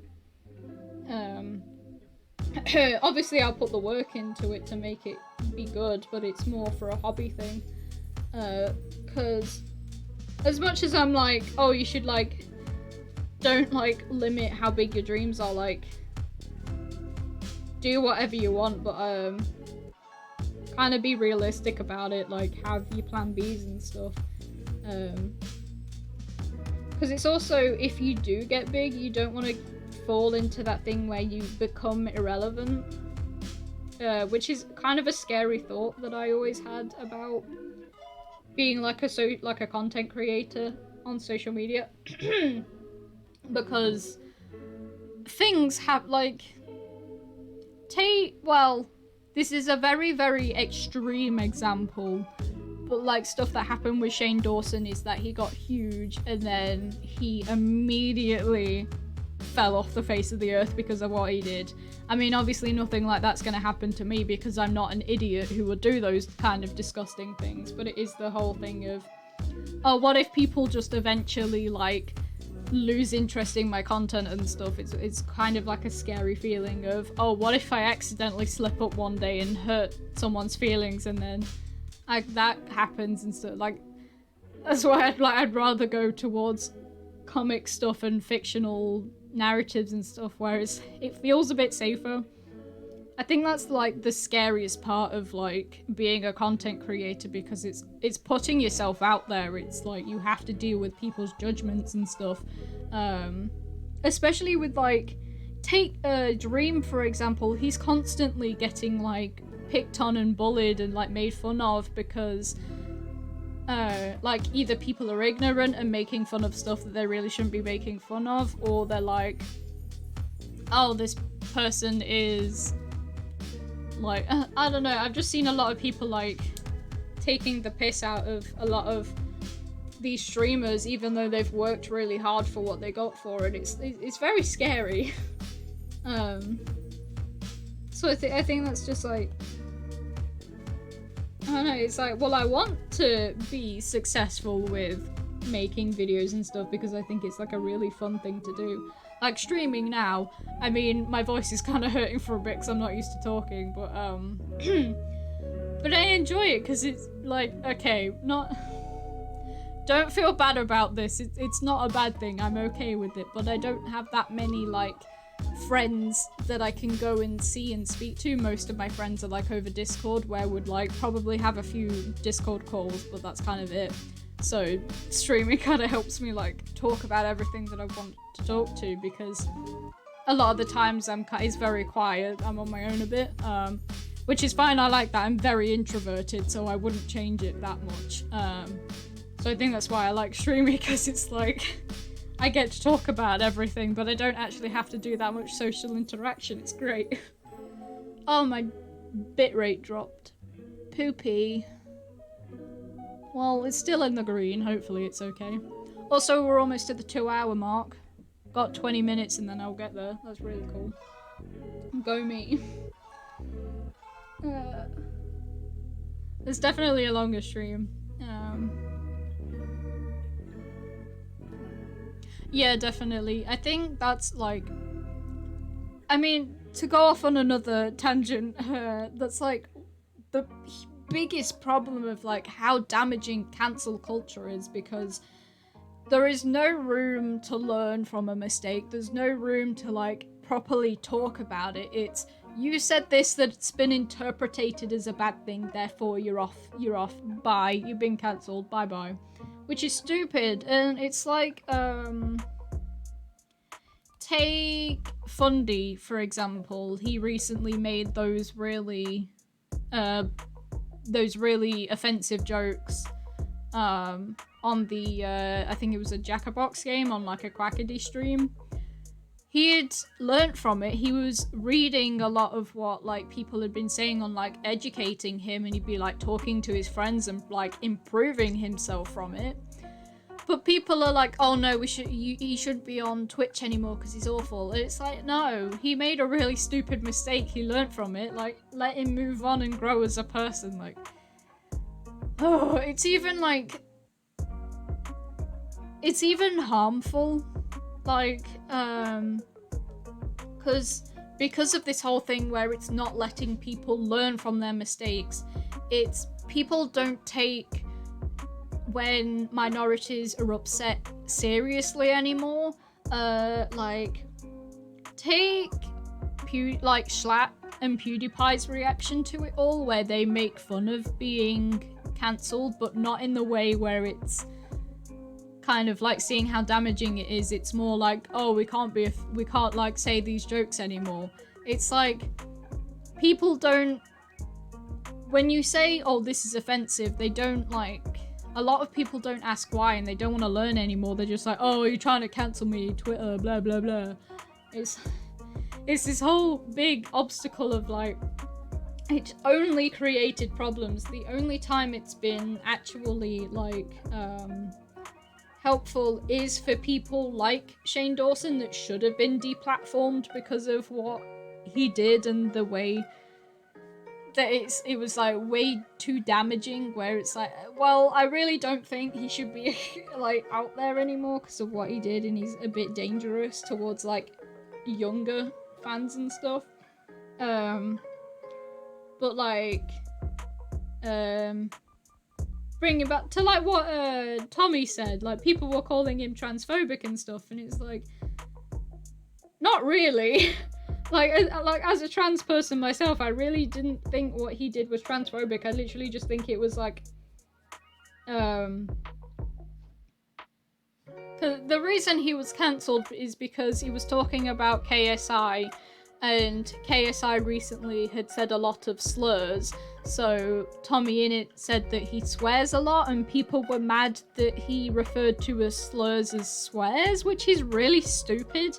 And I was like, that's not something to get cancelled over. That's literally just, oh, be careful with how you use your words and stuff. Like, that's just another thing that bothered me, because it's like, that's not something to bash him for. He's also extremely young, so you kind of got to expect him to make these kind of mistakes. It's just so frustrating. Sorry for this stream getting like so heated. Like, it was supposed to be like a chill art stream of like me just like rambling about random stuff, but it's like, college bad, cancel culture bad. Oopsie. Well, I mean, it's helping me talk and fill the, like, dead air, so... Oh well. Oh god, my throat is really hurting now. I'll probably have to end a bit early. I think I'll get to the 2-hour mark and then I'll head off. I have to do like vocal warm-ups before this now. Jesus. It's like a weird tight feeling. I don't know how to describe it. It's like my throat's just, nope, dying now. Bye. I don't know what that was. I mean, my dumbass is like, oh, maybe if my throat hurts, then it will go deep. Deep man voice, maybe. I always like used to, when I was at secondary school towards the end, when I'd like come out, I'd used to like, be very loud outside on like lunch breaks and stuff, so I'd damage my voice so it'd go deeper, which is extremely stupid. Don't do that. Like, it's gonna go bad in the long run. I mean, now I just like try and do the, I try and talk a little bit lower than I usually do. But I don't do it that much because even that can be a bit damaging in the long run. So it's more just I have to wait until testosterone, but I've been like on a waiting list for I believe 3 years now, and they still haven't really gotten in touch with me, which is stupid. Like, yes, NHS makes everything free in the UK, but the waiting lists, dreadful, absolutely dreadful. It's mad.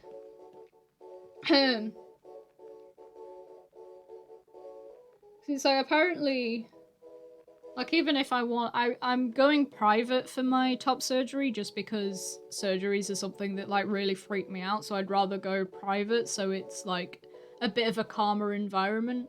Like, that's going to be very expensive, but I'm not having top surgery for ages, so I don't need to worry about that now. But if I was to get like top surgery through the NHS, the waiting list for that is 6 years long, which is stupid. The waiting lists for like trans treatments are generally terrible. Like, I even want like, I don't even want to go through the NHS for my testosterone anymore because like I'm waiting too long, but unfortunately I can't afford private stuff because even like a consultation will probably be like £80, something ridiculous. So I really have to just wait it out.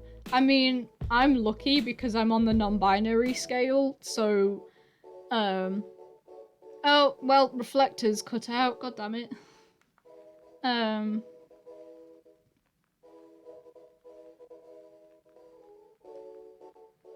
But yeah, so I'm on the non-binary scale, so like, I'm not that insecure about like some of my feminine features. I mean, I do experience dysphoria stuff,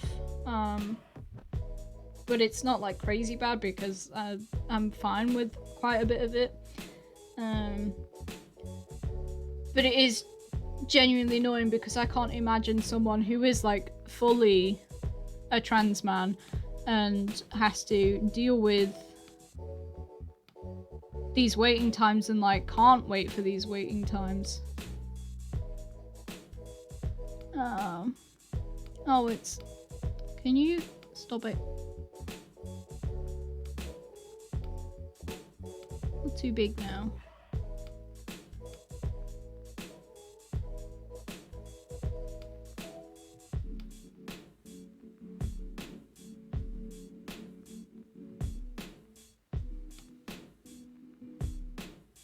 I think that's centered. No, it's not. That? Yes, I have a funky skull background. I don't think I can show you the lock screen with that reflector going. Okay, there we go. That's better. Okie dokie. Ow. Ow in my throat. No. Right, refresh my thingamabob. I really need to do with another monitor. So I can keep track of OBS and Stream Manager at the same time. I will. Right, yeah, so,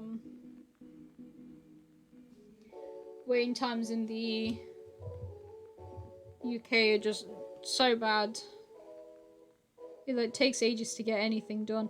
I mean, like, I get with pandemic stuff, it's gonna take a little longer. But it's not because of the pandemic, it's because there's no support for trans people in the UK. It's horrible. Especially with what Boris wants to do, like like hormone blockers aren't allowed for people who need the hormone blockers, which is infuriating, and it's just ugh. No one's doing anything about it either, because I mean, while people can protest and stuff, they're passing the bill which makes protesting illegal, which is another issue. I don't want to get too into politics stuff because that's, again, a sad rant thing. But it's scary. Look, I'd like to find a country that actually supports the stuff that needs support.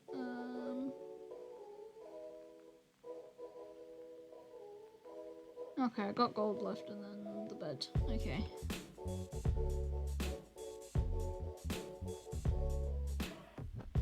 What? Okay. My mother's being weird.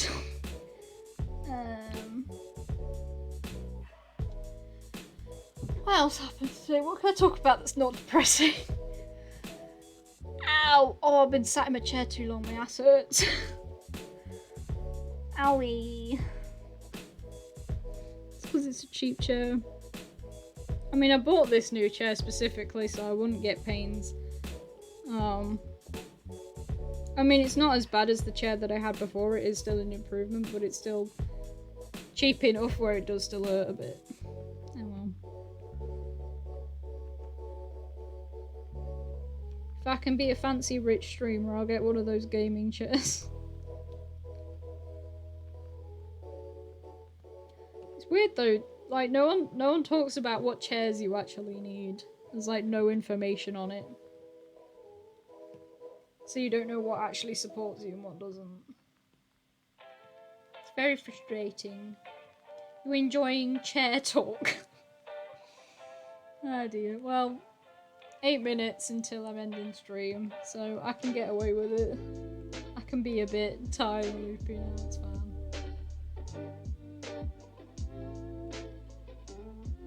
Hopefully I didn't scare anyone away with the...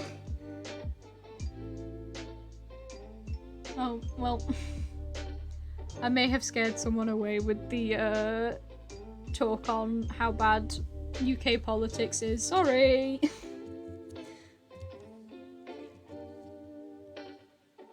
Oh my god. I mean, they are though.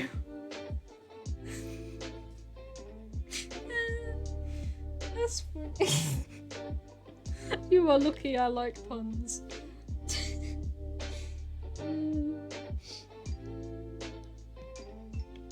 But generally though, it's like, how are you supposed to know what actually generally supports you and what doesn't? Like, how do you know what's not gonna like give you like incredibly like lower back pain, to put it not to talk about my ass. I don't know, it's it's an annoying process. Oh, I forgot to shade the boot thing like a dumbass. Oopsie.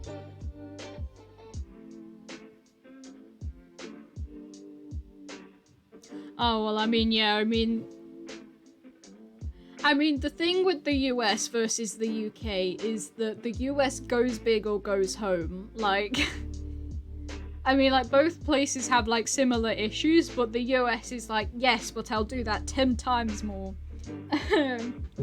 Oh. I also remember, watching, this comedian. She was a black woman and she was talking about, like, racism in the US versus racism in the UK, and she was saying that like I can't remember which way round it is. I believe the UK is where like everyone's more upfront about it, so you know what you're going into, but the US is more like passive aggressive about everything. So she was saying that she prefers the racism in the US because in the UK because at least she knows what she's getting into, which is like that's sad, but it is kind of funny.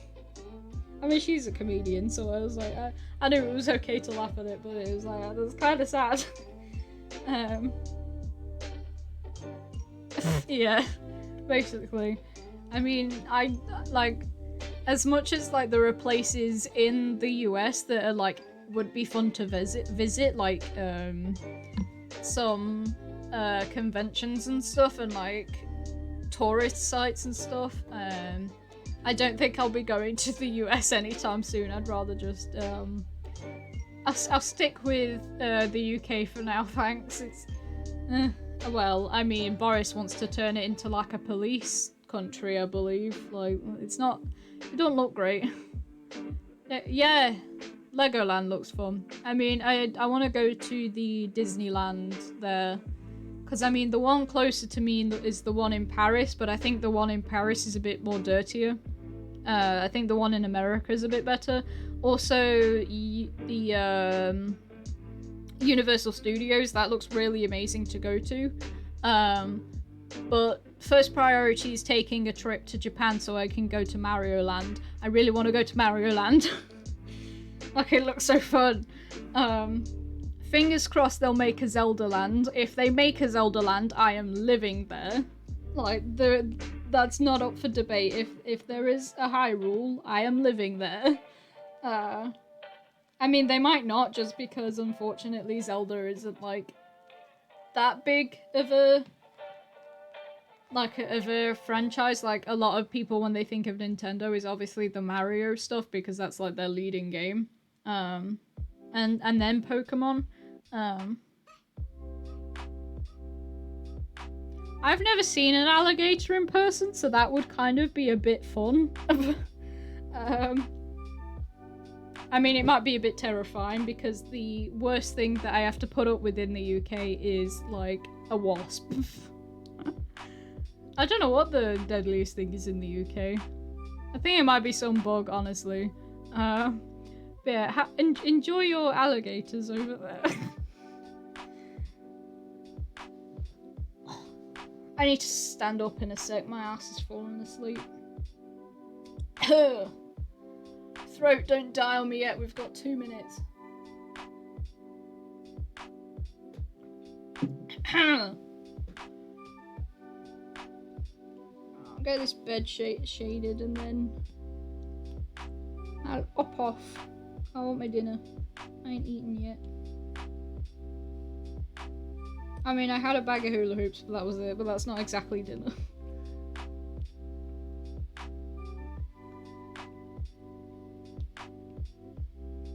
Oh, I didn't make the thing separate colours like a dumbass. Oh well.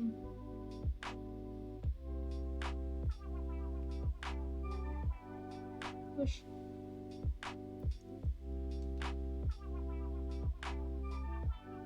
Oh my god, I'm tired. Ran out of things to talk about.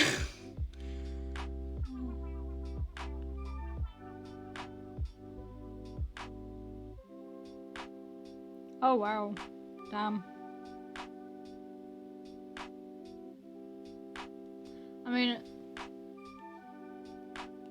I've seen the videos of like the people that work at like Disneyland and stuff, of like the actors there that are like really good at their job, and they just it's wholesome. I like it.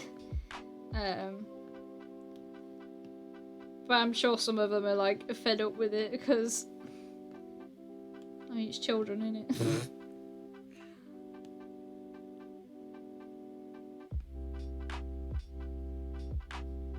I need to figure out a way to display chat on streams, so when people watch VODs and stuff, they can to see what I'm actually talking about. Hello! Oh, thank you for the follow. We're at 10 followers. Everyone celebrate. Right as we hit the 2-hour mark. Awesome. I'm probably gonna finish shading these pillows and then I'll be off so I can eat. But hello for joining it. Hello for joining it. Thank you for joining in.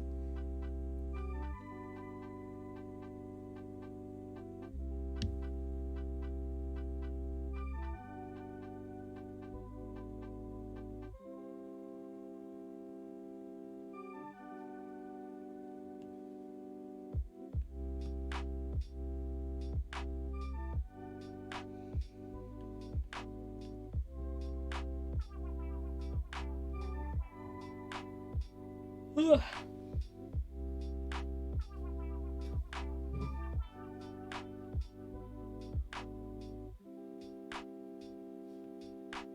Ah, shoot.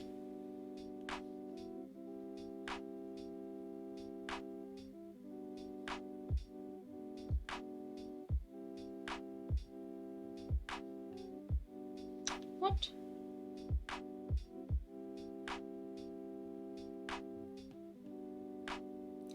Okay, I get what's going on now. I'm being silly and not forgetting how clipping masks work, apparently. Oopsie.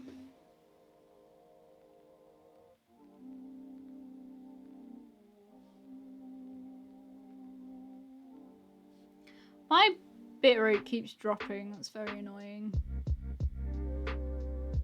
I will. Something for Ethernet that I can get in the future, fingers crossed, we'll sort out. I hope I can get that sorted soon so I can have higher quality streams, because I mean usually by the 2-hour mark that's where frames start dropping a bit more. Hopefully it's fine though.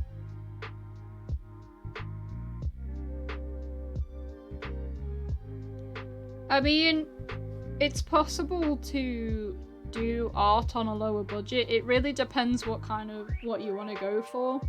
I mean, for me, I started picking up any pencil, a rubber, and then just drawing on like lined paper or any paper that I had lying around. That's what I started off with, and then over time I asked for like crayons and stuff, and I started playing around with those, and then I got fine liners, which were like cheap ones, and then just going from there. I didn't start doing digital art until like I was about 13. For explaining it, I've been drawing like my entire life. That's why 13 is like a long time into doing art for me. So I actually started making digital art on a free animation software. It just had a layer system, so that's why I was kind of playing around with it on there. And then eventually I got I just ended up saving up over time. It's more of like an investment thing, kind of like starting out small and then you can get like the bigger things later on. Like I've only had Procreate for like 3 years now. I haven't been using it too long. Like Photoshop, I can't afford that, so I'm not even going to try and get Photoshop. I've got Fire Alpaca though, but that's Fire Alpaca is free, by the way. Drawing tablets, you can get cheaper ones for like, I think 30 stuff. I mean, fair enough. I mean, it's really, if you want to start learning art, you've got to start with the basics. Just learning about breaking up stuff into very simple shapes and starting from there and just branching out. I mean, like, it's just the first thing that you make, if you're like completely new to something, when you're completely starting out, it's gonna look terrible. Like, I mean, I'm learning the ocarina at the moment. I'm awful, but that's because I'm on like day 3 of learning it. So I'm not kind of that upset because I know I don't have the knowledge yet. You kind of just have to keep at it and find YouTube tutorials, follow those, experiment. It's kind of just a whole journey, really, that you just go through eventually. Honestly, I wouldn't start out with digital. I would start out with a pencil and a rubber, and that's it. And random paper you find, just doodle stuff, like just sketch random things and go from there, because there's a lot of thing with digital that may overcomplicate the learning process a bit. I'd say start simple and then go from there.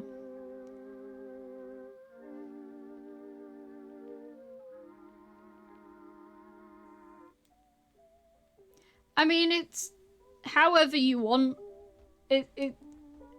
There's no like set path for learning how to draw and stuff. You find what you like. That's it, really. And then you find things that interest you, and just go from there. Okay, bye-bye. I'll be ending soon anyway. So thank you for staying so long. It was very nice having you here. Also, thank you for promoting for me. That was very sweet of you. But yeah, going back to art stuff, don't feel bad about where you are. I mean, even me, I have my insecurities. Like a lot of it, I'm like, oh, this is poop. It's not good art. But then, comparing myself to like where I used to be, it's like an incredible amount of improvement. Like even someone like that has been drawing for like 30 years, has been extremely professional, they'll still have stuff they're insecure about their art, and they'll still have things they want to improve. So it's really just start, just keep drawing, find things you like, and then you'll find it eventually. You'll find what works in the end. Or maybe when you're drawing, you'll find that you don't actually like it, and that's fine, and then you can find something else to do that actually interests you. It's a whole learning curve. Just do whatever you like, really. Don't force anything. For me, I was insecure that I can't do realism, so I kept on trying to force myself to do realism, and it was a constant pain. And now I'm like, well, I'm not a realism person, so I'm not really gonna bother that much. I kind of just gonna stick to what I like, which is illustrations like these and stuff. It's just do what you like. That's it. That's the way you get good at art, is you do what you like to do. That's it. Right, I think I'm gonna end the stream now just because I need food and my throat is dying. So it's very, very nice talking to you all in chat. Yeah, it's a very nice stream today. Thank you, everyone. It was really nice, like, reaching a few even though they're small, it was nice reaching some milestones today. Like, we hit up to 5 viewers today, which was really nice, and we've got up to 10 followers. And this is like my second stream. That's incredible. Thank you. So I will be streaming again on Sunday at 7. Probably trying to get to that 2-hour mark again, maybe. But I'll see you all next time. Bye bye!